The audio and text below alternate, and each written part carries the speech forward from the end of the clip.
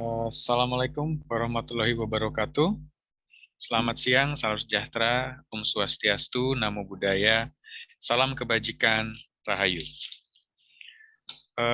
Yang terhormat Bapak Suharmen, Deputi Sistem Informasi Kepegawaian Badan Kepegawaian Negara. Yang terhormat Bapak rekan-rekan pers dan media serta sobat BKN yang hadir pada kesempatan ini. Yang terhormat para pejabat BKN, koordinator dan rekan-rekan kerja dari BKN yang hadir pada kesempatan ini. Selamat datang pada acara media briefing tentang pendataan tenaga non-ASN pada hari ini, Selasa 30 Agustus 2022 yang dilaksanakan secara daring. Mungkin secara singkat saya menyampaikan latar belakang kenapa kita melaksanakan media briefing pada hari ini, yaitu isu pendataan non-ASN ini sudah dimulai sejak terbitnya Peraturan Pemerintah Nomor 48 Tahun 2005, junto Peraturan Pemerintah Nomor 43 Tahun 2007, di mana pejabat pembina kepegawaian atau PPK sudah dilarang mengangkat tenaga honorer atau non-ASN. Dengan berlakunya Undang-Undang ASN Nomor 5 Tahun 2014, disebutkan bahwa aparat sipil negara atau ASN itu hanya terdiri dari pegawai negeri sipil dan pegawai pemerintah dengan perjanjian kerja atau PPPK atau P3K. Kebijakan penyelesaian tenaga non-ASN dilakukan berdasarkan Peraturan Pemerintah Nomor 49 Tahun 2018 tentang manajemen P3K atau PPPK, di mana instansi pemerintah diberikan waktu selama 5 tahun sampai 2023 untuk menyelesaikan permasalahan tenaga non-ASN ini. Pada Surat Menteri Pendayagunaan Aparatur Negara dan Reformasi Birokrasi Nomor B _1511 _M.SM.00 tahun 2022 tanggal 22 Juli tahun 2022 dengan hal pendataan tenaga non-ASN di lingkungan pemerintah. PPK instansi pusat maupun daerah diminta untuk mempercepat inventarisasi data pegawai non-ASN dan untuk disampaikan melalui aplikasi yang dibuat oleh BKN. Pada media briefing hari ini, Pak Deputi Sistem Informasi Kepegawaian BKN akan menjelaskan kepada rekan pers dan media plus sobat BKN terkait proses pendataan pegawai non-ASN yang nanti akan diikuti dengan sebuah sesi tanya jawab yang akan dimoderatori oleh saya, Satya Pratama, selaku Kepala Biro Humas Hukum bersama Badan Kepegawaian Negara. Untuk menyingkat waktu, kami mohon perkenan Bapak Deputi Sistem Informasi Kepegawaian BKN untuk dapat menyampaikan paparannya. Waktu dan tempat kami berikan kepada Pak Deputi. Terima kasih Pak Karo. Assalamualaikum warahmatullahi wabarakatuh. Selamat siang dan salam sejahtera bagi kita semua. Yang kami hormati rekan-rekan wartawan yang berkenan hadir pada kegiatan media briefing pada siang hari ini. Yang saya hormati banggakan rekan-rekan dari Badan Kepegawaian Negara. Mohon izin Pak Karo, nanti bahannya tentang share atau gimana, atau saya, atau Mas Audit, atau siapa? Audit, Pak. Oke, mungkin Mas Audit bisa di-share dulu bahannya. Terima kasih rekan-rekan semua telah berkenan hadir pada kegiatan media briefing pada pada siang hari ini. Isu terkait dengan pendataan tenaga non-ASN ini tentu teman-teman sudah banyak mendengar dari kegiatan pada saat tanggal 24 Agustus yang kemarin dilakukan launching aplikasi ini. Namun suratnya sendiri dari surat Menpan kepada seluruh pejabat pembina kepegawaian, baik itu di instansi pusat maupun instansi daerah, sudah meluncur sejak bulan Juli yang lalu. Saya ingin mencoba untuk menggambarkan sedikit mengenai latar belakang kenapa ini penting dan harus dilakukan. Sebetulnya kalau kita berbicara dari sisi latar belakang yang kenapa kita harus melakukan pendataan tenaga non-ASN ini, sebetulnya dipicu oleh keprihatinan kita terkait dengan beberapa indeks yang dikeluarkan oleh lembaga internasional, terutama terkait dengan efektivitas pemerintahan di negara-negara ASEAN yang dikeluarkan oleh Gulf Data 360 oleh World Bank, di mana di situ dikatakan bahwa posisi Indonesia itu masih jauh dari harapan kita. Jadi masih berada di bawah Thailand, sedikit di atas rata-rata dunia, tetapi di bawah Malaysia, apalagi kalau Singapura.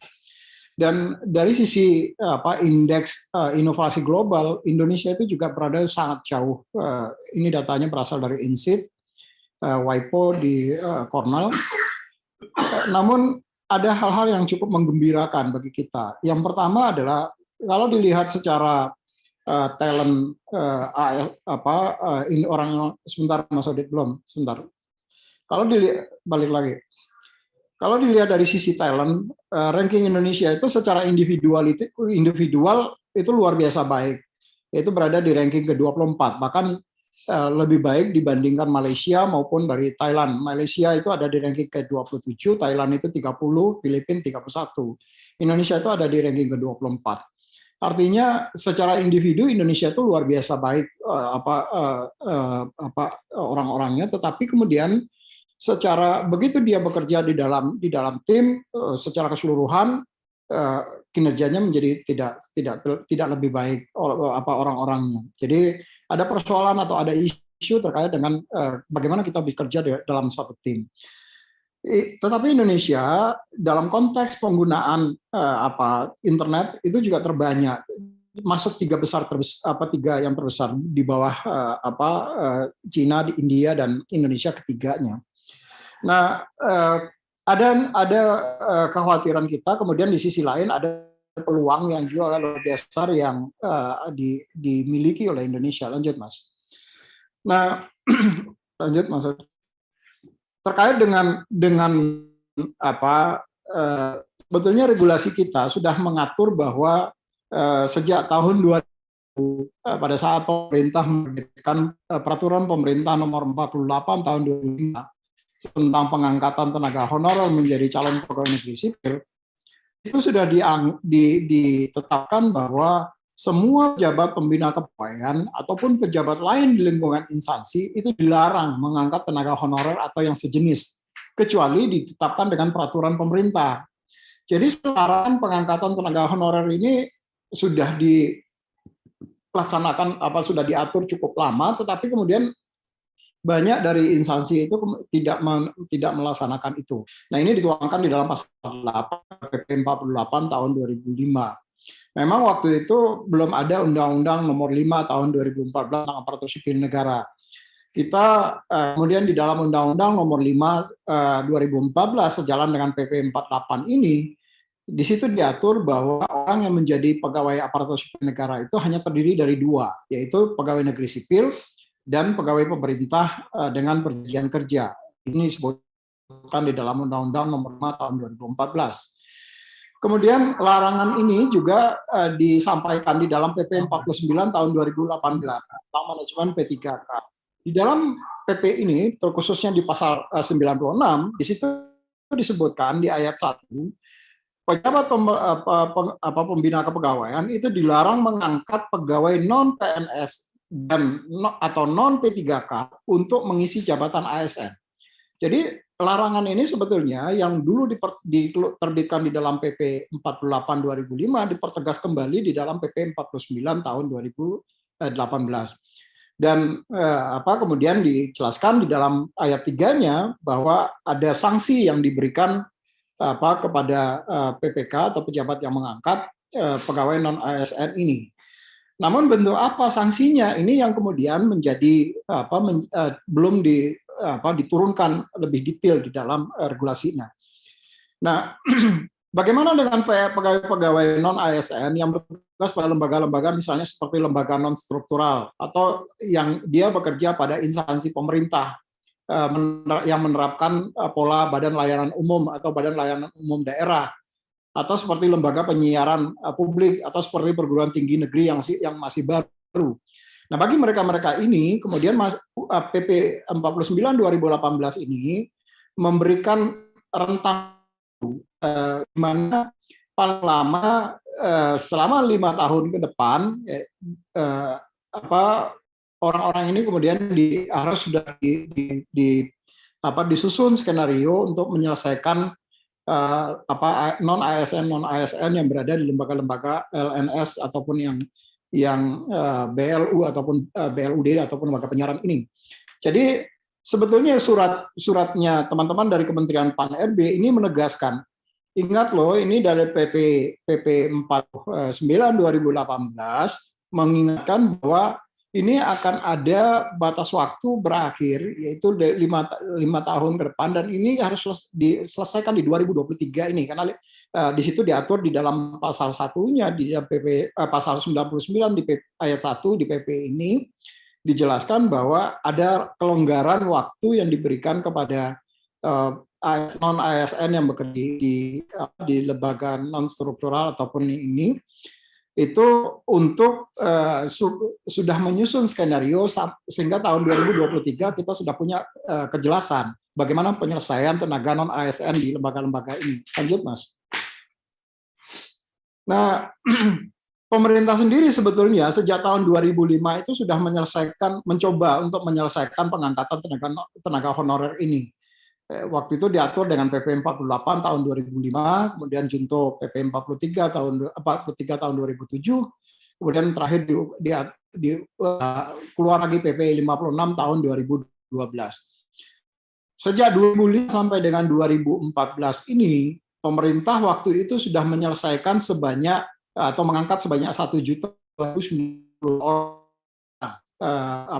honorer yang kemudian diangkat menjadi CPNS yang berdasarkan PP 43 tahun 2007 itu diangkat sebanyak 860.220 orang, kemudian berdasarkan PP 56 2012 diangkat lagi sebanyak 209.872 orang yang mereka kemudian masuk dalam kategori THK 1 ataupun THK 2. Nah, sehingga pada saat dilakukan pendaftaran di tahun 2007 itu kemudian yang dijelaskan bahwa masih ada sisa tenaga honorer pada saat itu, kemudian dilakukan pendataan lah. Yang sisa data awal disampaikan sebanyak 920.702 orang tenaga honorer dan diangkat sebanyak 860.000, artinya sisanya 60.482 orang. Nah, di tahun 2007 itu kemudian dimintalah berapa sih sebetulnya yang masih sisa. Ternyata setelah dilakukan pendataan, terjadi pembengkakan luar biasa. Dari yang tadinya sisanya 60.482, kemudian tiba-tiba membengkak kembali menjadi 648.462. Nah, angka ini kemudian dilakukan, ini yang masuk kategori THK 2, kemudian dilakukan testing, tes yang bagi mereka-mereka yang tercecer ini, dan luluslah sebanyak 209.872.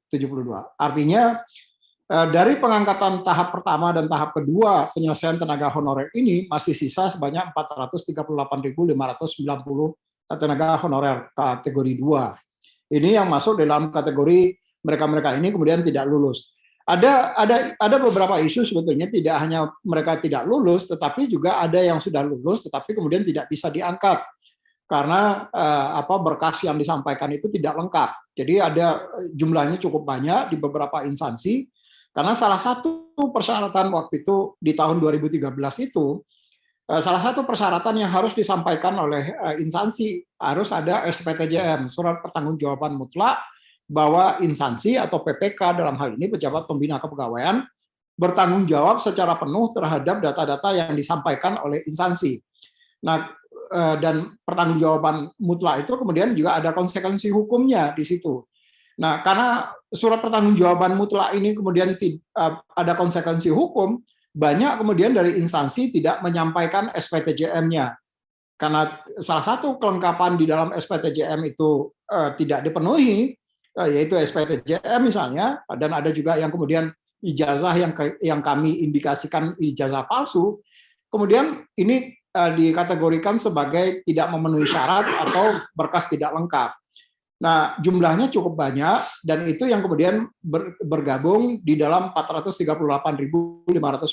Jadi Angka ini adalah angka yang tidak lulus seleksi, kemudian ditambah orang yang lulus seleksi tapi kemudian tidak bisa diangkat karena instansi tidak melengkapi persyaratannya. Nah, persyaratan untuk seseorang bisa diangkat. Nah, proses pengangkatan ini cukup panjang waktu itu dilakukan oleh BKN. Walaupun di dalam surat edarannya BKN batas waktunya itu ditetapkan 2014, tetapi kemudian BKN karena sebagian dari dokumen-dokumen tadi sudah masuk ke BKN, kemudian pengangkatannya mundur sampai dengan 2016. Nah, di 2016 pada saat BPK kemudian melakukan audit, sementara instansi tidak kunjung juga untuk menyampaikan surat pertanggungjawaban mutlaknya, maka kemudian temuan BPK menyatakan bahwa harus diberhentikan untuk melanjutkan pengangkatan tenaga, even mereka-mereka yang sudah lulus seleksi, tetapi kemudian karena berkasnya tidak diajukan oleh instansi, maka mereka-mereka tadi tidak bisa diangkat. Jadi secara keseluruhan sejak 2014 jumlah yang sudah diangkat dari tenaga honorer ini sebanyak 1.072.092 orang. Lanjut, Mas. Nah, kalau dilihat di dalam statistik aparatur sipil negara ini yang selalu disampaikan oleh teman-teman di Kementerian PAN RB. Proporsi secara demografi proporsi tenaga ASN ini yang berada pada level pelaksana atau jabatan pelaksana itu cukup signifikan besar, yaitu sebanyak 38,8% atau 1.550.253 orang. Kondisi ini tentu saja sangat mengkhawatirkan. Lanjut, Mas. Karena sebetulnya kita akan berharap di dalam transformasi reformasi birokrasi, kita berharap bahwa SDM ini ke depan tentu birokrasi yang berkelas dunia dan pelayanan publik yang memberikan pelayanan publik yang kompetitif. Nah, proses untuk mencapai ini ada beberapa yang sudah dilakukan oleh pemerintah. Yang pertama adalah transformasi organisasi, yaitu dengan melakukan delayering eselonisasi. Jadi bagaimana Pak Menteri PAN RB beberapa waktu yang lalu kemudian menyederhanakan struktur birokrasi dan menghapuskan struktur birokrasi kalau di pusat itu eselon 3 dan eselon 4. Harapannya dengan mereka bergeser ke dalam struktur organisasi yang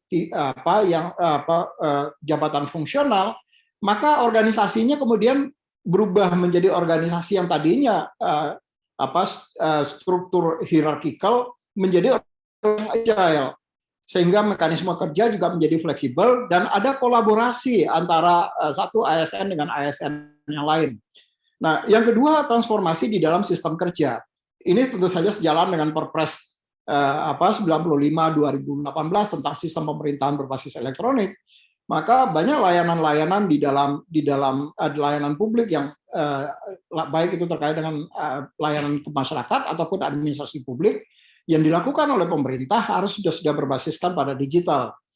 Nah, dua poin inilah yang kemudian mau tidak mau atau suka tidak suka, kalau kita ingin menuju ke birokrasi berkelas dunia, maka kita tentu juga harus melakukan transformasi di bidang SDM-nya sendiri.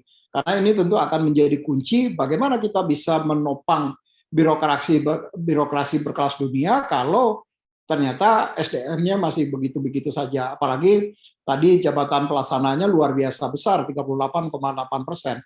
Tentu akan sulit bagi kita untuk bisa mencapai birokrasi berkelas dunia kalau kapasitas dan kompetensi ASN-nya masih berada di jabatan-jabatan pelaksana. Lanjut. Nah, atas dasar itu kemudian teman-teman di Kementerian PAN RB mengingatkan kembali melalui surat B-185 tahun tanggal 31 Mei 2022 terkait dengan status kepegawaian di instansi pemerintah ini, baik itu pemerintah pusat maupun pemerintah daerah. Di dalam konteks ini, Menpan mengingatkan bahwa undang-undang itu mengatakan status kepegawaian di instansi pemerintah itu hanya ada dua, yaitu PNS dan P3K sesuai dengan mandat di dalam Undang-Undang 5/2014. Dan ada pemberlakuan 5 tahun sampai dengan 28 November 2023 untuk beberapa jabatan yang tadi saya sampaikan di depan. Kemudian diharapkan masing-masing instansi itu sudah melakukan pemetaan pegawai non ASN-nya di lingkup instansi masing-masing. Untuk beberapa jabatan yang memang sudah tidak ada dalam jabatan ASN, seperti pengemudi, tenaga kebersihan, tenaga pengamanan, itu diharapkan sudah bisa dialihkan menjadi tenaga ahli daya atau outsourcing, dan bukan merupakan tenaga non-ASN pada instansi yang bersangkutan. Ini yang juga sudah dilakukan oleh banyak instansi, baik itu di instansi pusat ataupun di beberapa instansi daerah yang saya tahu untuk sudah melakukan pola hal ini. Lanjut. Nah, ini yang mendasari terkait dengan pendataan ini ada dari tadi saya sebutkan PP 49 2018 tentang manajemen P3K. Kemudian ada surat Menteri Pan-RB tanggal 31 Mei, dan kemudian ada surat Menteri Pan-RB nomor 1511 tanggal 22 Juli tentang pendataan tenaga non-ASN ini di lingkup instansi pemerintah. Dalam konteks surat edaran ini, sebetulnya maksud dari pendataan ini adalah agar pemerintah bisa melakukan pemetaan terhadap kondisi tenaga non-ASN. Sehingga kalau sudah kita bisa lakukan pemetaan dari tenaga non-ASN ini, maka kita akan bisa menyusun strategi kebijakan untuk penyelesaiannya seperti apa. Dan bagaimana nanti penyelesaian melalui mekanisme pengawasannya seperti apa dalam konteks penyelesaian ini. Ini yang kita harapkan. Jadi pemetaan ini banyak kemudian saya beberapa kali ke daerah, misalnya teman-teman di daerah mengatakan, Pak, apakah ini sudah harus langsung dilengkapi pemberkasannya? Saya sampaikan pemberkasan apa? Karena ini kan sebetulnya baru hanya melakukan pemetaan terhadap tenaga-tenaga non-ASN itu. Setelah itu baru kita susun kebijakan untuk menyelesaikannya. Jadi tahapan untuk bisa menyelesaikan atau mengangkat mereka itu masih panjang. Nah, kita berharap tentu nanti di dalam proses pendataan ini kita ada kesamaan persepsi bagaimana kita akan menyelesaikan.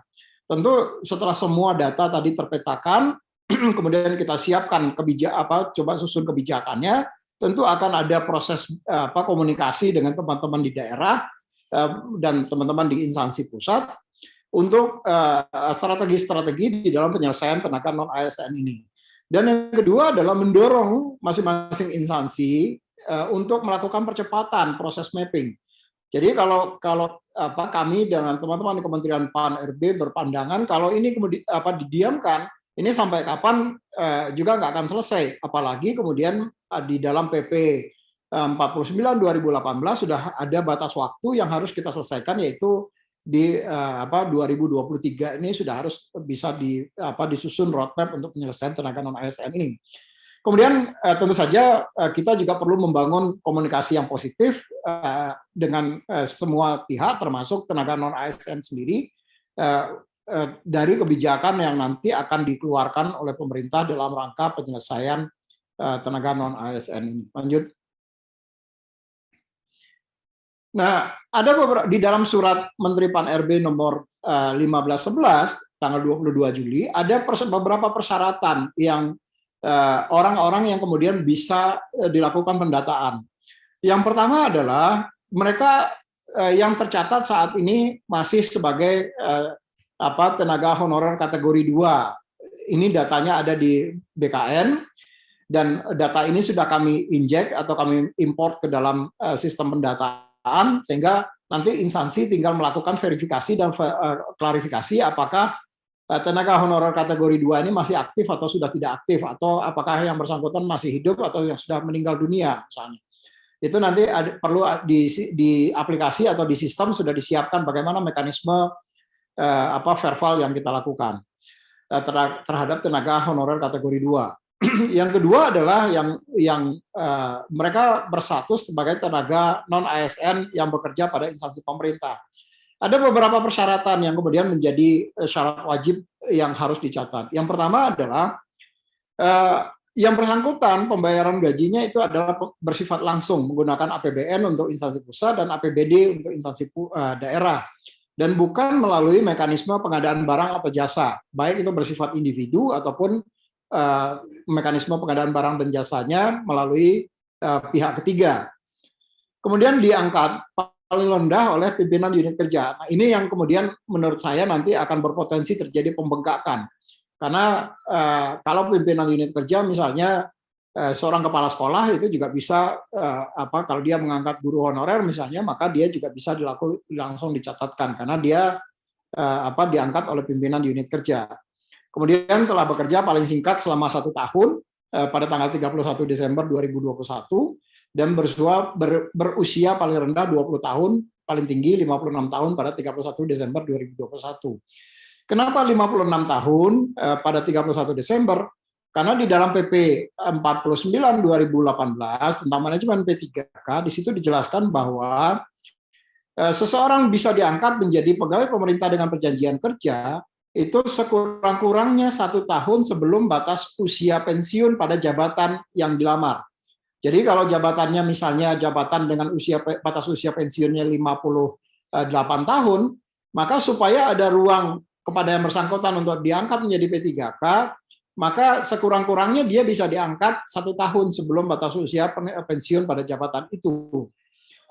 Jadi itu sebabnya kenapa 56 tahun, karena ada proses administrasi yang harus dilakukan baik itu pada saat yang antara yang bersangkutan kalau berusia 55 tahun, kemudian ada proses seleksi, ada administrasi, baru kemudian 56 tahun yang bersangkutan bisa diangkat sehingga dia masih tetap bisa melakukan pengabdiannya paling tidak 1 sampai 2 tahun ke depan.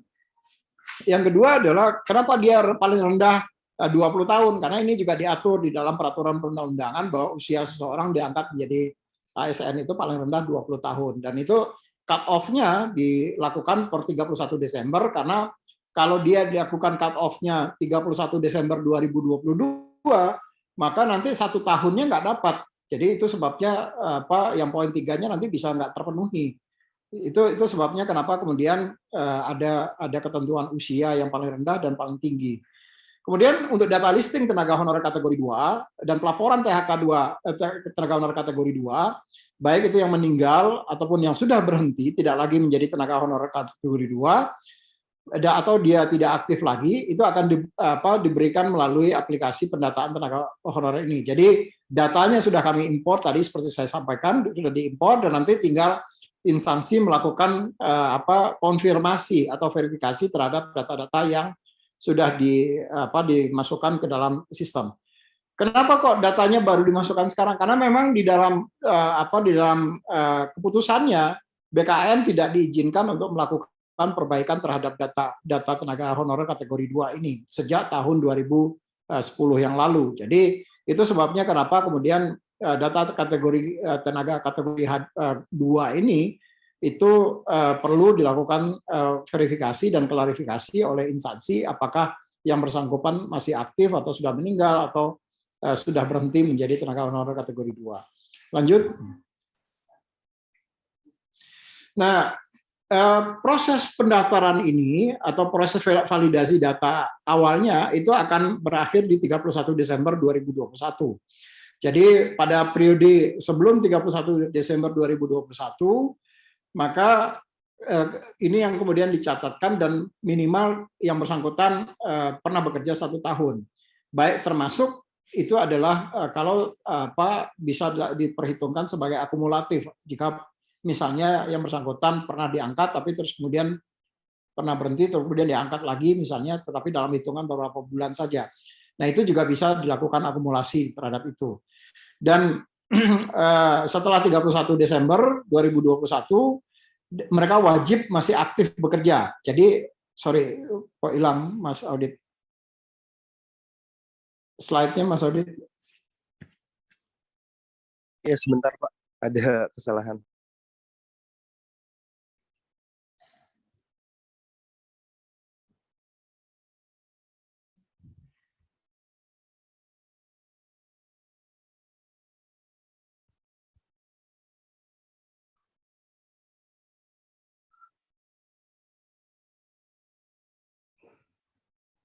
Mbak Diah bisa share yang tadi aku share screen nggak ya? Yang aku share screen.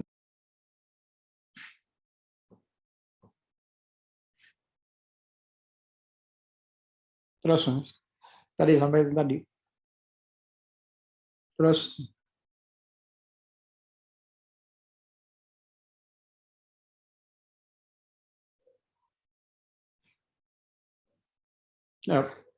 ya. Jadi kemudian instansi wajib bahwa yang bersangkutan itu masih aktif bekerja sampai sekarang, sampai dengan pada saat kita melakukan pendataan ini. Nah, ada beberapa hal yang kemudian harus menjadi perhatian semua instansi sesuai dengan surat edaran 1511 tadi.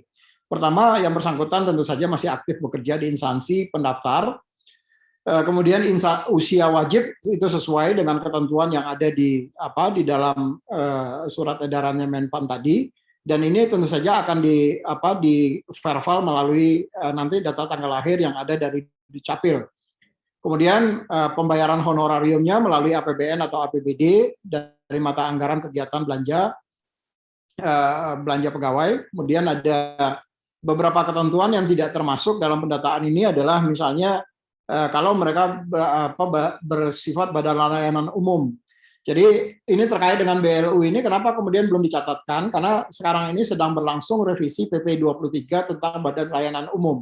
Jadi mereka-mereka yang bekerja di badan layanan umum ini akan nanti baru kita akan carikan solusinya setelah revisi terhadap PP 23 tentang BLU ini bisa diselesaikan.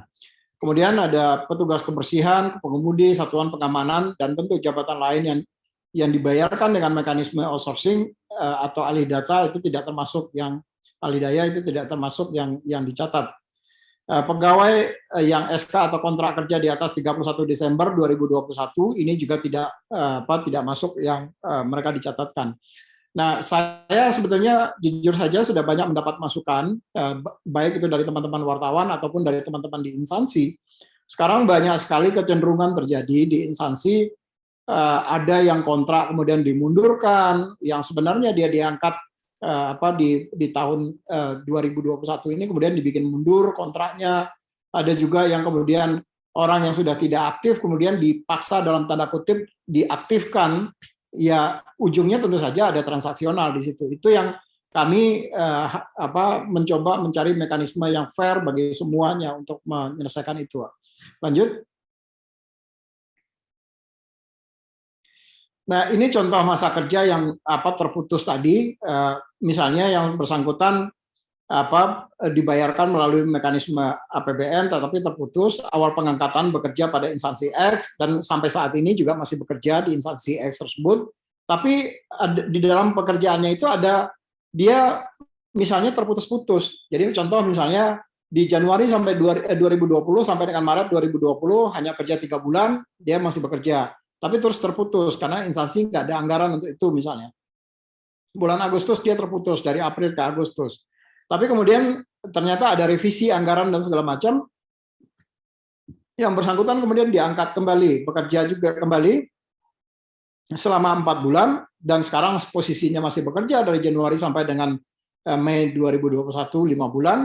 Nah, kalau ini diakumulasi, maka dia bisa memenuhi 12 bulan. Maka yang bersangkutan kemudian subjek untuk bisa diangkat menjadi tenaga di data di dalam pendataan tenaga non-ASN ini. Lanjut. Ini alurnya, nanti pendataan saja tidak dibuka kepada umum karena ini sifatnya tertutup. Jadi pendataan ini mekanismenya dilakukan oleh admin atau operator instansi, mereka yang kemudian mendaftarkan tenaga non ASN-nya yang bekerja sampai dengan saat ini. Kalau mereka sudah memiliki datanya dan datanya kemudian disimpan di dalam Excel misalnya, maka nanti mereka tinggal melakukan import data Excel tadi ke dalam sistem pendataan ini. Setelah dilakukan memasukkan data oleh admin instansi, maka nanti tenaga non ASN-nya bisa melengkapi datanya. Tetapi yang tentu saja yang bersangkutan harus melakukan registrasi terlebih dahulu ke sistem. Jadi mereka melakukan registrasi sehingga mereka bisa juga dapat memonitor, mengkonfirmasi dan melengkapi riwayat kerja dari tenaga non ASN ini. Kemudian tenaga non ASN ini dapat mencetak hasil resume berupa bukti pendataan bahwa mereka memang sudah terdaftar atau terdata di dalam sistem pendataan non ASN ini. tenaga non ASN itu juga bisa melengkapi riwayat selama yang bersangkutan menjadi tenaga non ASN sebelum dinyatakan final oleh instansi. Kalau sudah dinyatakan final, maka siapapun tidak bisa lagi kemudian melakukan perbaikan terhadap data. Nah, sebelum ditetapkan final, maka instansi wajib untuk melakukan pemeriksaan dari data yang dimasukkan oleh admin ataupun yang dilengkapi oleh tenaga non ASN tadi, sampai dengan pada batas waktu yang kemudian ditetapkan final oleh BKN. Jadi harus ada cut off-nya, karena kalau enggak kan nanti ini akan bergulir terus dan tentu ini akan pendataan ini enggak akan selesai-selesai. Nah, kalau itu sudah dinyatakan final, maka instansi wajib mengunggah atau menyampaikan surat pertanggungjawaban mutlak sebagai hasil akhir dari pendataan tenaga non ASN ini. Lanjut. Ini beberapa tugas dari admin instansi nanti yang sudah kami berikan di dalam sistem. Misalnya dia bisa mengatur pemberian kewenangan kepada operator atau checker, kemudian melakukan import data tenaga non ASN-nya ke sistem, yang juga mekanisme import datanya juga sudah disiapkan di situ. Kemudian wajib memeriksa semua data yang masuk ke dalam sistem, tidak ada data yang kemudian data siluman yang masuk, dan melakukan pengunggahan SPTCM berdasarkan data yang sudah dilakukan finalisasi. Begitu di final, berarti maka mereka sudah tidak bisa lagi untuk melakukan perbaikan terhadap data tadi. Lanjut. Ini bagi tenaga non ASN, mereka bisa melengkapi datanya, tetapi melengkapi datanya setelah admin instansi memasukkan data mereka. Jadi yang bisa memasukkan data itu hanya admin instansi. Nanti tenaga non ASN-nya bisa melengkapi. Oh, saya ingin menambahkan riwayat atau pengalaman kerja saya selama menjadi tenaga honorer misalnya di instansinya. Nah, itu bisa dilengkapi oleh tenaga non ASN-nya. Tentu ini nanti akan menjadi pertimbangan bagi pemerintah pada saat melihat ini yang bersangkutan itu sudah honorer sejak kapan misalnya. Maka tentu dengan bukti-bukti yang dimasukkan ke dalam sistem itu akan memperkuat posisi yang bersangkutan kalau sudah ditetapkan kebijakan terkait dengan penyelesaian tenaga non ASN ini. Nah, bagi tenaga non ASN yang datanya belum terdaftar, maka wajib melaporkan kepada admin. Jadi kalau ada misalnya nanti tenaga non ASN-nya, saya kok belum terdaftar, padahal dia masuk di dalam masuk di dalam klasifikasi yang sudah dituangkan di dalam surat 511-nya Menpan, tetapi kemudian tidak tercatat, maka kemudian admin bisa memasukkan nama mereka termasuk dengan persyaratan-persyaratannya, SK, bukti pembayaran gaji dan segala macam. Lanjut. Ini di sistem kami juga menyiapkan FT-nya, jadi orang kemudian tahu tanpa harus bertanya ke sana sini, tetapi tinggal membaca misalnya apa sih yang menjadi syarat untuk pendataan tenaga non ASN ini. Nah, landasannya itu adalah tadi surat Menpan nomor 1511, ada klasifikasi yang kemudian masuk di situ, kemudian bagaimana mereka melakukan pembuatan akun. Nah, itu juga ada FAQ-nya di situ. Jadi diharapkan nanti siapapun bisa dengan mudah mengikuti proses pendataan ini tanpa ada kendala yang berarti. Lanjut. Ini beberapa dokumen yang kemudian harus menjadi kelengkapan yang disiapkan oleh baik itu oleh instansi maupun oleh tenaga non ASN-nya. Kalau instansi tentu saja SK atau kontrak kerja yang pembayarannya dengan mekanisme APBN, APBD tadi, kemudian bukti pembayarannya, bukti pembayaran honorariumnya, kemudian ijazahnya atau bukti yang bersangkutan lulus yang dimiliki saat ini. Bagi tenaga non ASN-nya tentu saja yang bersangkutan untuk bisa membuat akun ada KTP, karena nanti dia harus mengimport nomor induk kependudukannya, kemudian ada pas foto terbaru, kemudian ijazah pendidikan yang dimiliki saat ini. Termasuk juga pada saat melengkapi riwayat, yang bersangkutan kemudian harus menyiapkan SK-nya setiap periode bekerja, kapan dia diangkat, kemudian SK-nya dilampirkan buktinya di situ, termasuk bukti pembayaran berdasarkan SK yang bersangkutan melampirkannya. Lanjut. Nah, bagi tenaga honorer kategori 2, datanya sudah kami import ke dalam sistem. Nah, instansi nanti tinggal melakukan konfirmasi saja apakah yang bersangkutan masih aktif atau sudah meninggal dunia atau sudah pindah bekerja ke instansi lain atau sudah tidak aktif lagi karena sudah diberhentikan atau mengundurkan diri atau hal-hal yang lain. Maka mereka wajib melaporkan di aplikasi. Jadi semua proses dilakukan melalui aplikasi, melalui sistem, tidak ada interaksi orang dengan orang, jadi semua melalui teknologi. Nah, admin instansi itu wajib melakukan konfirmasi keaktifan data tadi. Jadi sebelum yang bersangkutan didaftarkan sebagai tenaga non ASN pada instansinya. Bagi mereka yang tenaga honorer kategori 2 yang sudah pindah instansi, maka wajib diusulkan pada menu lapor ini untuk dipindahkan instansinya. Jadi kami perlu mendapatkan si A nanti instansi misalnya si A ini sudah pindah Pak ke instansi B misalnya, maka itu informasi itu wajib disampaikan oleh instansi kepada BKN melalui sistem. Lanjut. Nah, agar proses pendataan ini terjadi transparansi dan ada proses cek dan recheck oleh masyarakat, maka kami sebelum instansi melakukan finalisasi terhadap data yang dimasukkan di dalam pendataan, maka instansi tadi wajib untuk melakukan mengumumkan siapa saja tenaga honorer tenaga non ASN yang didata di dalam dan masuk ke dalam database pendataan tenaga non ASN ini. Dan setelah diumumkan, maka masyarakat kemudian bisa memberikan masukan apakah betul yang bersangkutan sebagai tenaga honorer kategori, apakah tenaga honorer kategori 2 atau tenaga honorer yang lain non ASN misalnya, sehingga semua orang kemudian bisa menjadi mata bagi pemerintah untuk memastikan tidak ada data-data atau data-data siluman yang tiba-tiba dimasukkan padahal yang bersangkutan kemudian tidak menjadi tenaga honorer di situ.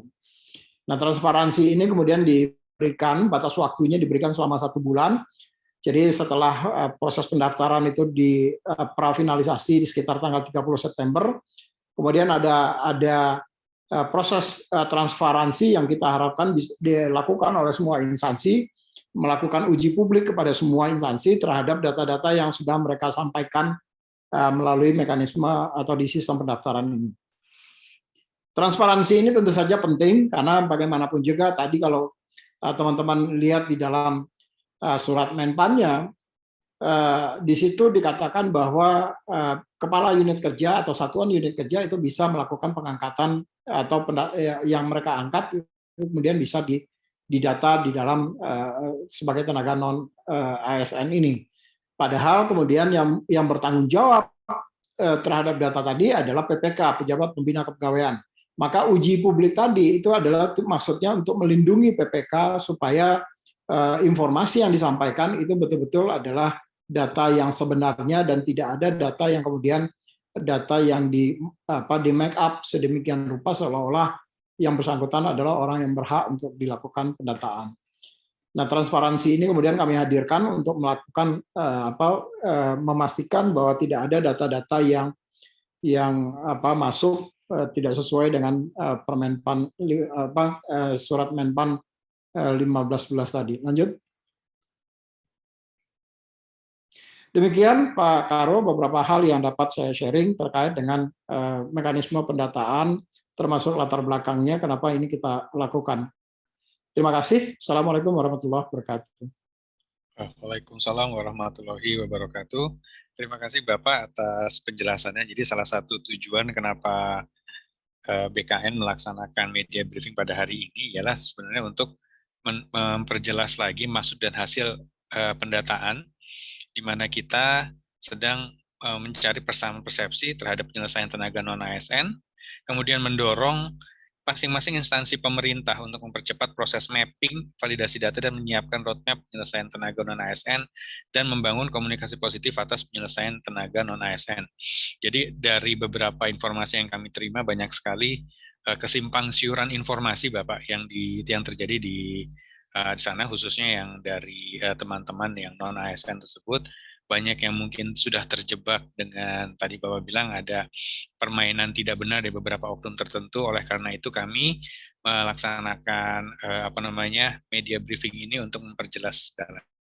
Kalau misalnya pertanyaan bisa langsung ditanyakan pada saat ini.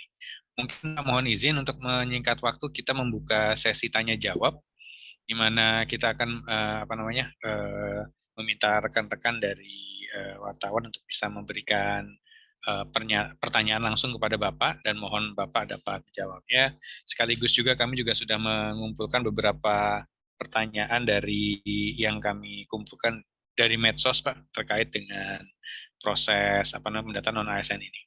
Mungkin untuk awalnya kami akan membuka sesi tanya jawab dari teman-teman pers yang hadir pada hari ini, Pak. Pertanyaan bisa disampaikan melalui chat atau melalui fitur angkat tangan yang ada di aplikasi Zoom ini. Waktu dan tempat kami persilahkan kepada rekan-rekan untuk bertanya.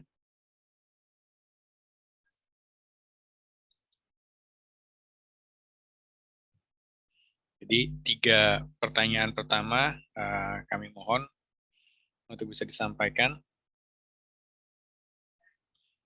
Kalau belum ada Bapak, kami izin untuk menyampaikan ke Bapak 3 pertanyaan tertinggi, Pak. Jadi ada beberapa pertanyaan yang kami kumpulkan dari medsos. Pertama, pertanyaan pertama, apakah hasil pendataan non-ASN ini dapat diseleksi menjadi calon ASN atau seperti apa? Kemudian yang pertanyaan kedua, apakah daerah yang memaksakan mendaftarkan tenaga yang digaji dari mekanisme pengadaan barang dan jasa tetap diloloskan? Kemudian yang ketiga, bagaimana cara mengetahui instansi saya termasuk dalam pendataan non-ASN ini? Mungkin 3 pertanyaan itu dulu, Bapak. Ya, terima kasih Pak Karo. Pertama, apakah hasil pendataan tadi dapat diseleksi menjadi ASN? Memang salah satu tujuannya itu adalah itu. Tetapi tentu nanti akan ada formulasi kebijakan. Jadi tidak seperti yang selalu disampaikan oleh Pak Deputi SDMA Kemenpan, misalnya kebijakan itu tentu tidak one fit for all. Jadi tentu akan menjadi spesifik untuk jabatan-jabatan seperti ini bagaimana mekanisme penyelesaiannya. Untuk jabatan seperti ini bagaimana mekanisme penyelesaiannya. Jadi pentingnya pendataan ini adalah untuk bisa merumuskan bagaimana pemerintah akan membantu menyelesaikan tenaga non-ASN ini secara manusiawi dalam tanda kutip, sehingga mereka betul-betul bisa istilahnya kalau orang Jawa itu diuangke. Nah, ini yang itu bisa dilakukan kalau kita kemudian memiliki pemetaan terhadap tenaga non ASN ini. Kalau itu nggak dimiliki, tentu akan sulit bagi kita untuk bisa merumuskan kebijakan apa untuk menyelesaikan itu.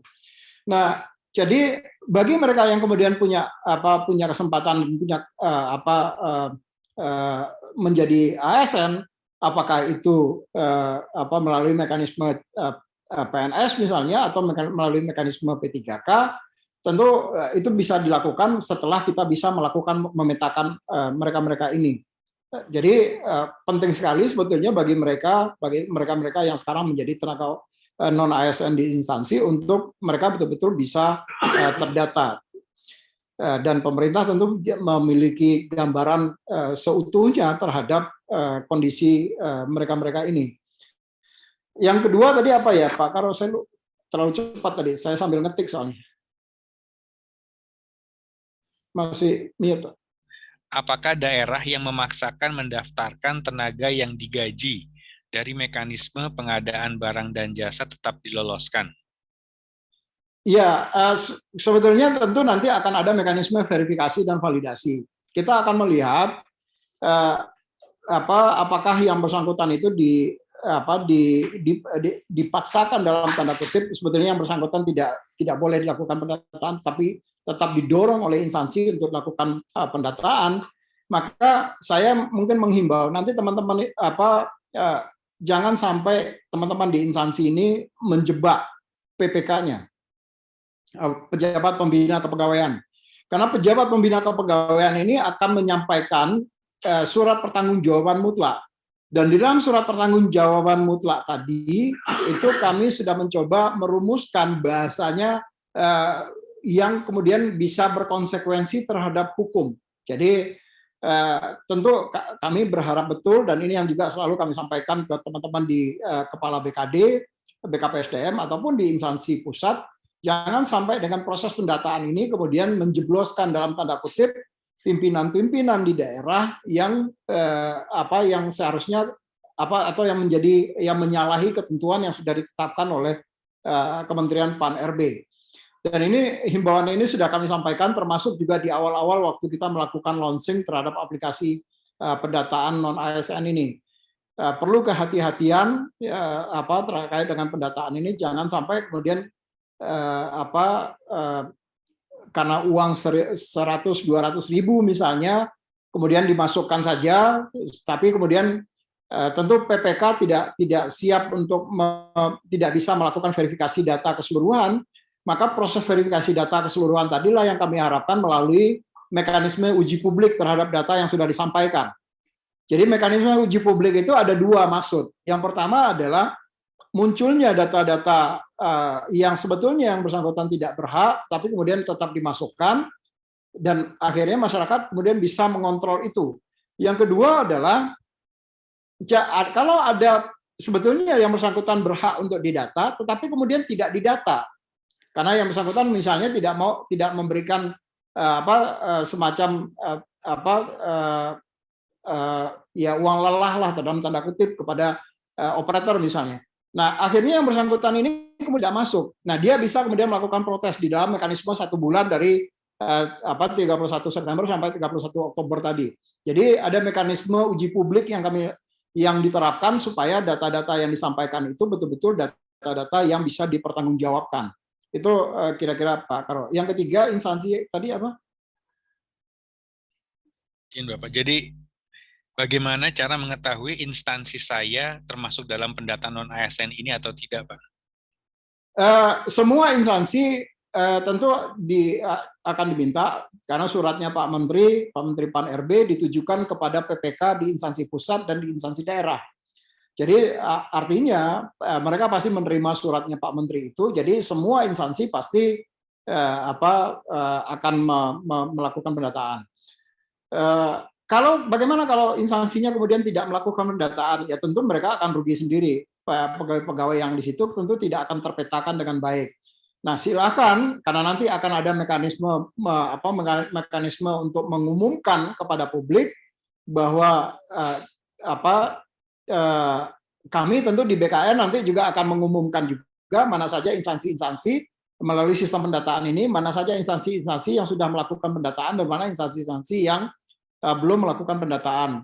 Tentu akan ada warning-warning yang nanti disampaikan juga melalui sistem yang nanti tentu akan bisa dikontrol oleh semua orang. Itu kira-kira Pak Karo. Siap Bapak, ini sudah ada pertanyaan dari Mbak Mesya Pak di PNN. Monggo Mbak Mesya.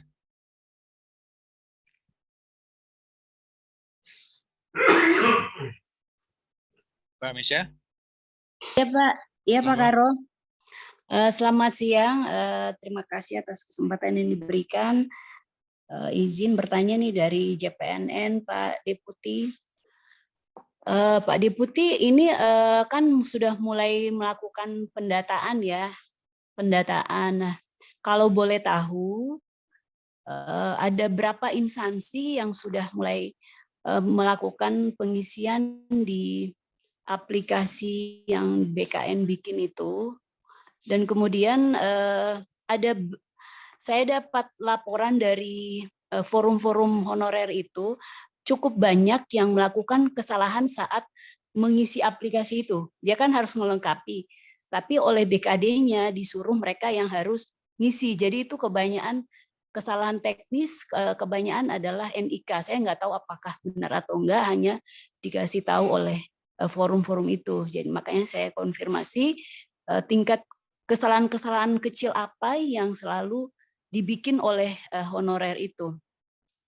Dan kan tadi Bapak sudah jelaskan itu ternyata bisa diperbaiki lagi sebelum finalisasi.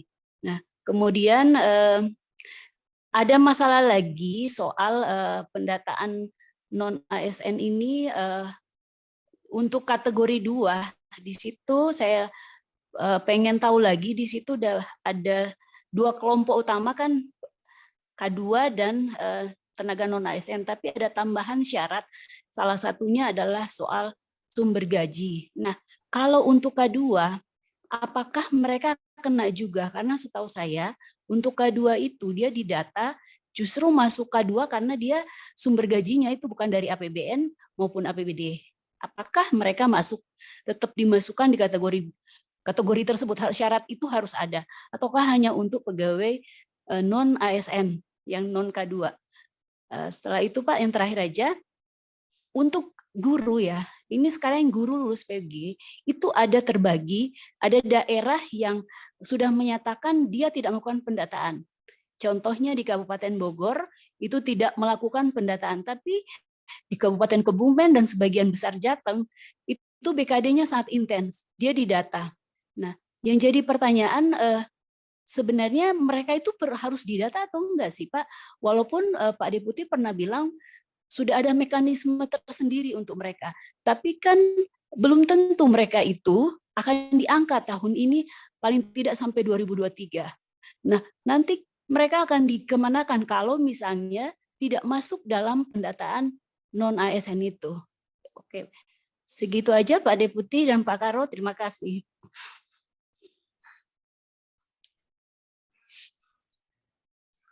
Silakan Pak Deputi. Baik, terima kasih Pak Karo, terima kasih Mbak Esi atas pertanyaannya. Saya kalau Mbak Esi nanya itu ketar-ketir dijawabnya ini. Ini pasti detail banget pertanyaannya. Untuk yang pertama mungkin nanti saya minta bantuan teman-teman Mas Audit, tolong cek datanya sekarang berapa yang sudah masuk, apakah itu yang melalui mekanisme import atau melalui mekanisme input. Karena saya mohon maaf Mbak Esi nggak pegang data, pegang sistemnya, apalagi sekarang di luar kota, jadi saya lagi di Banjarmasin sekarang. Nanti mungkin Mas Audit tolong dicek berapa instansi yang sudah masuk ini terkait dengan pendataan ASN ini. Yang kedua terkait dengan kesalahan melengkapi NIK-nya. Selagi itu belum dilakukan finalisasi oleh instansi, maka yang bersangkutan masih bisa melakukan perbaikan, Mbak Esi. Jadi mereka tidak bisa melakukan perbaikan kalau instansi sudah dan sudah menyampaikan SPTJM. Itu biasanya kalau di dalam timeline kami itu nanti mestinya tanggal 30 Oktober. Tentunya setelah finalisasi pun mereka nanti kalau ada data yang salah mereka juga masih bisa untuk memperbaiki. Jadi itu yang kedua. Yang ketiga adalah untuk kategori 2 ini, karena ini adalah pendataan yang menjadi bebannya pemerintah dan ini sudah terlalu lama dan mereka tetap akan didata, Mbak Esi. Kami memberikan konfirmasi. Jadi sifatnya mereka ini hanya memberikan konfirmasi saja karena tidak ada di dalam database-nya BKN. Jadi di database BKN itu sudah dimasukkan ke dalam sistem pendataan ini. Misalnya dia sebagai tenaga honor kategori 2. Nah, nanti instansi tinggal mengatakan, oh Harmen ini sekarang sudah tidak honor lagi di BKN misalnya. Kalau dia tadinya masuk honor kategori 2 di BKN. Maka nanti kan ada menu pilihan lapor di situ, lapor bahwa di situ menjelaskan Harmen ini sudah tidak lagi menjadi tenaga honor kategori 2. Nah, instansi mengkonfirmasi data-data itu, Mbak Isi. Nah, termasuk diharapkan memberikan konfirmasi melalui sistem juga terhadap sekarang Harmen ini masih honorer tapi dia tidak di BKN misalnya. Tapi dia jadi honorer di tempat lain misalnya. Nah, kalau dia honorer tempat lain, maka ada ketentuan di situ bahwa kalau dia terputus, maka dia tidak lagi kemudian menjadi masuk dalam kategori tenaga honorer kategori 2. Nah, tergantung nanti status honorernya itu di tempat lain itu sebagai apa di situ. Mbak Esi, yang nomor 3. Nah, untuk guru, yang saya sebetulnya memang mendorong, karena memang suratnya Pak Menteri sudah jelas, sangat jelas, bahwa semua instansi diminta untuk melakukan pendataan. Pendataan ini tadi saya sampaikan, tujuannya adalah untuk pemetaan, sehingga kita betul-betul bisa mampu merumuskan strategi kebijakan yang terbaik untuk para ASN ini. Tadi saya sampaikan bahwa apakah nanti semuanya harus diangkat menjadi ASN? Belum tentu semua akan diangkat menjadi ASN. Nanti, tapi tentu pemerintah tidak akan tinggal diam begitu saja menyelesaikan mereka. Tentu akan dicarikan solusi-solusi untuk kalau mereka kemudian diangkat tidak, atau mereka misalnya tidak bisa diangkat menjadi ASN. Nah, solusinya seperti apa? Solusinya tentu solusi yang manusiawi lah, tentu bukan karena pemerintah, bagaimanapun juga pemerintah ini kan pengayom masyarakat, ya tentu mereka tentu harus tetap melindungi dan mengayomi masyarakatnya. Jadi artinya yang dilakukan pemerintah adalah berusaha untuk memberikan yang terbaik kepada seluruh masyarakat, apalagi bagi mereka-mereka yang sekarang sudah menjadi tenaga non ASN dan mengabdi di instansi pemerintah. Tentu akan ada solusi terbaik juga yang disiapkan. Hanya saja kemudian kalau tidak dilakukan pendataan, tentu pemerintah juga tidak akan tahu bagaimana menyelesaikan mereka-mereka ini. Jadi pentingnya pendataan ini adalah untuk hal yang seperti itu, Mbak Esi. Demikian, Mbak Esi.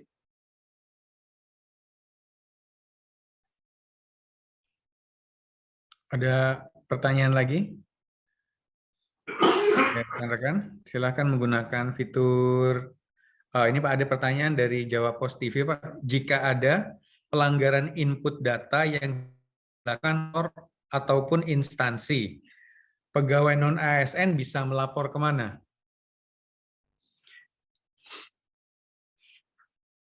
Ini teknisnya Mas Audit, bisa disampaikan Mas Audit? Siap Bapak. Izin Bapak Ibu, terima kasih untuk jawab tadi pertanyaan juga. Jumlah data per instansi mungkin nanti kita akan sampaikan ke Humas agar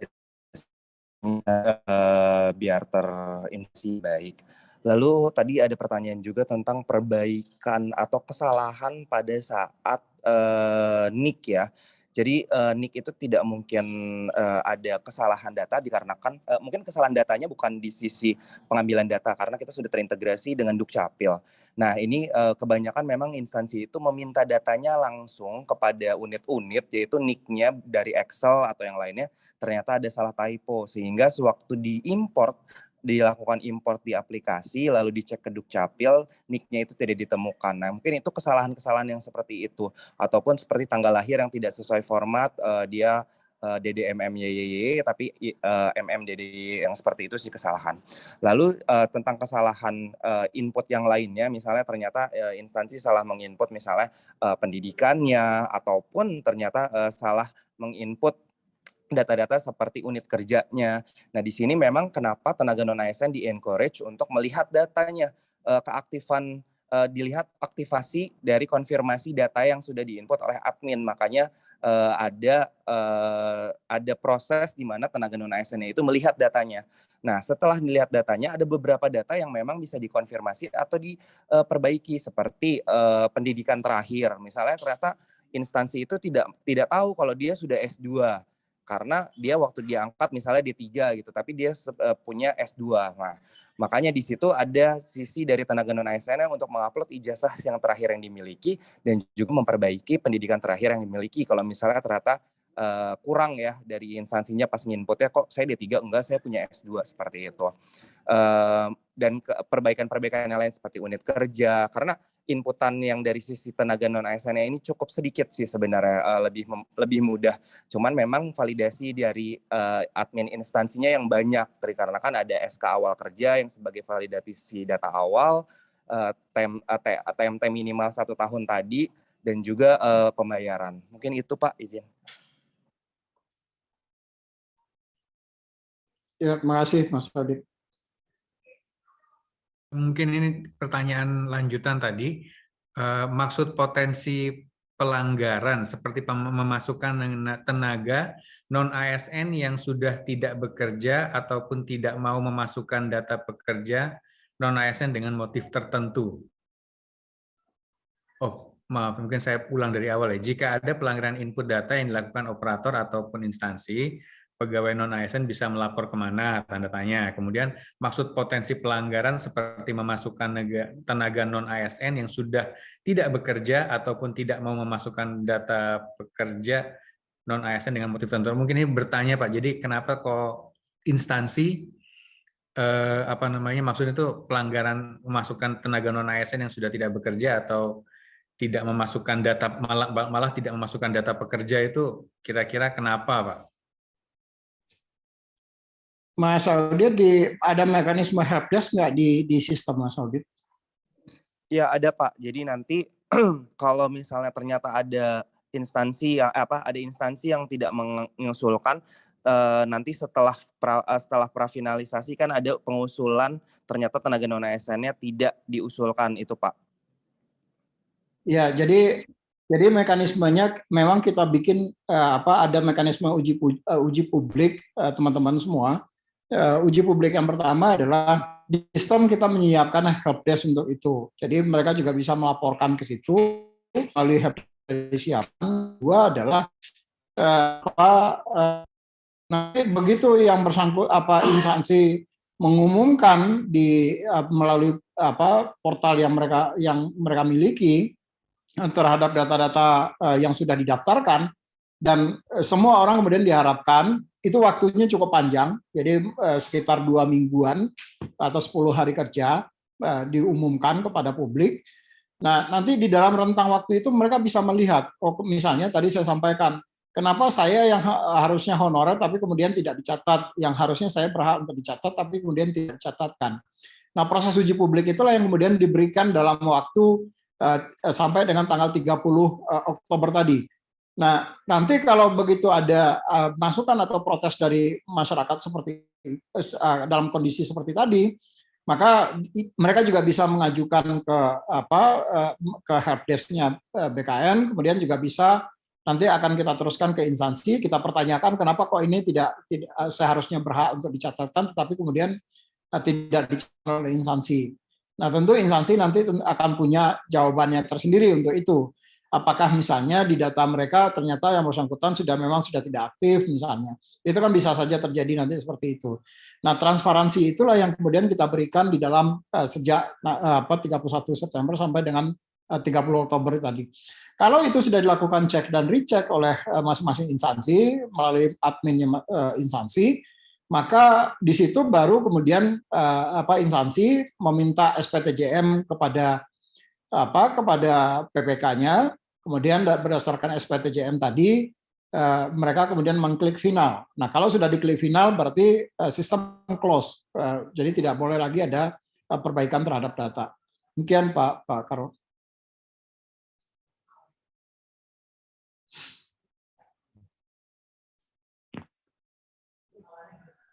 Izin masih di mute Pak Karo. Untuk pendidik Bapak, ini ada tenaga pendidik yang mengajar di sekolah swasta dan pembayarannya melalui dana BOS atau BOS, apakah bisa untuk mengikuti pendataan non-ASN ini? Tuh. Kemudian, apakah yang berhak masuk pendataan ini bagi non-ASN yang bekerja di instansi pemerintah atau boleh swasta? Kemudian, apakah data tersebut berpengaruh dengan yang sudah nilai PG atau passing grade? Kemudian yang terakhir, Bapak, ini apakah skema atau ketentuan bagi honorer dengan SK pengangkatan Januari 2022 oleh unit kerja terendah? Pertama mengenai tenaga pendidik, kalau ini kan pendataan untuk non-ASN dan di instansi pemerintah. Tentu yang kita akan data itu adalah yang mereka menjadi tenaga non-ASN di instansi pemerintah. Yang tidak menjadi tenaga non-ASN di instansi pemerintah tentu bukan subjek untuk dilakukan pendataan. Karena kalau dilakukan pendataan untuk semua ya nanti swasta pun nanti akan tercatat semua, dan itu nggak mungkin bisa diselesaikan oleh pemerintah semuanya. Jadi saya bilang saya ingin sampaikan bahwa scopingnya ini adalah mereka yang menjadi tenaga non-ASN di instansi pemerintah. Jadi kalau dia pendidik misalnya ya tentu di instansi pemerintah. walaupun yang bersangkutan kemudian dibayarnya melalui dana BOS, tetapi ini kan sebetulnya ada mekanisme yang nanti tentu akan menjadi persoalan baru, misalnya terkait dengan kalau diselesaikan melalui pemerintah, kemudian yang bersangkutan diangkat menjadi ASN misalnya, belum tentu nanti yayasannya kemudian melepaskan yang bersangkutan untuk menjadi tenaga guru atau tenaga pendidik di sekolah-sekolah pemerintah.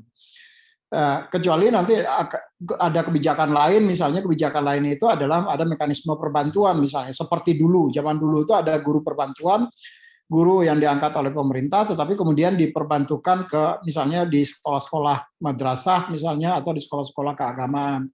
Tapi sejauh ini saya belum tahu apakah akan ada kebijakan seperti itu nanti tentu setelah setelah kita bisa melakukan pemetaan ini. Itu yang pertama untuk tenaga pendidik. Yang pasti fokusnya adalah dulu sementara ini adalah terkait dengan yang mereka bekerja di instansi pemerintah, di sekolah-sekolah pemerintah dan segala macam. Yang kedua terkait dengan terkait dengan passing grade ya. Passing grade itu kan sebetulnya ya mereka, saya sebetulnya gini, orang yang karena di dalam Permenpan yang terkait dengan penyelesaian tenaga guru itu kan sudah diatur di situ bahwa orang-orang yang sudah lulus passing grade di tahun seleksi 2021 kemarin, dia menjadi prioritas untuk diusulkan dalam formasi tambahan. Nah, persoalannya sekarang ini banyak muncul, banyak instansi kemudian dengan alasan ketidaktersediaan anggaran, kemudian tidak mengusulkan formasi kepada Kementerian Pan-RB. Padahal orang-orang ini, guru-guru ini sudah lulus seleksi. Nah, ini menjadi persoalan baru. Saya selalu mengatakan begini, apakah instansi tadi tidak memandang guru itu sebagai prioritas di daerahnya? Karena di sisi lain, mereka kemudian mengajukan formasi untuk jabatan yang lain, kan jadi aneh buat saya. Di satu sisi orang yang sudah lulus seleksi, lulus passing grade, dan dia diberikan kesempatan untuk bisa diangkat karena memang sudah lulus passing grade, tetapi kemudian instansinya tidak mengusulkan. Sementara untuk kalau dengan alasan tidak ada uang, tapi untuk jabatan lain kemudian diusulkan, ya kan jadi tidak konsisten. Uang katanya nggak ada uang, tetapi terus kok mengusulkan kebutuhan formasi untuk yang lain gitu. Nah, kembali adalah pertanyaan kita, saya bersama-sama dengan teman-teman di Kementerian Pan-RB, termasuk juga teman-teman di Kementerian Dikbud, apakah betul oleh daerah tadi guru-guru ini kemudian tidak prioritas untuk diangkat? Karena mereka ini kan sudah menjadi tenaga honorer di situ dan cukup lama menjadi tenaga honorer di situ. Seyogianya kemudian instansi mengusulkan untuk dilakukan pengangkatan. Apalagi pemerintah kemudian dengan melalui kebijakan Menpan sudah diberikan juga privilege di situ, dalam arti mereka memang sudah lulus passing grade dalam hal ini. Ini yang kemudian menjadi sedikit anomali di dalam penyelesaian tenaga guru honorer ini. Nah, dalam konteks pendataan ini, kalau menurut saya sebaiknya mereka tetap harus didata. Jadi kenapa? Karena ini akan menjadi bahan bagi pemerintah untuk menyelesaikan persoalan guru-guru ini. Kalau dia tidak didata misalnya, atau datanya sudah ada di dalam data Dapodik, ya nggak ada masalah gitu. Tapi kalau datanya kemudian di data Dapodiknya juga kemudian hilang misalnya, ini paling tidak ada cek dan recheck lah. Kalau dia memasukkan datanya, baik itu di data Dapodik ada, di data BKN juga ada, maka kita akan bisa saling menguatkan di situ. Jadi penting sebetulnya kalau yang bersangkutan untuk melakukan pendataan, even misalnya dia belum diangkat, karena ini akan lebih memudahkan pemerintah untuk menyelesaikan isu terkait dengan guru ini. Demikian Pak Karo. Ya Bapak, terima kasih atas keterangannya tadi yang disampaikan.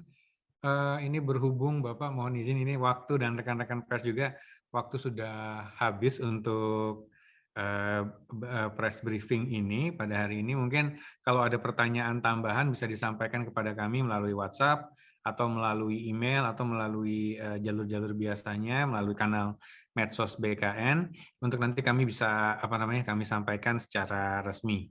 Kemudian kami juga nanti akan mengeluarkan sebuah press release berdasarkan hasil press briefing pada hari ini untuk menjadi keterangan resmi dari BKN terkait dengan proses pendataan non-ASN yang sedang dilaksanakan sampai tanggal 30 September, sehingga untuk memperjelas apa yang sedang dilakukan oleh BKN dan pemerintah pada umumnya.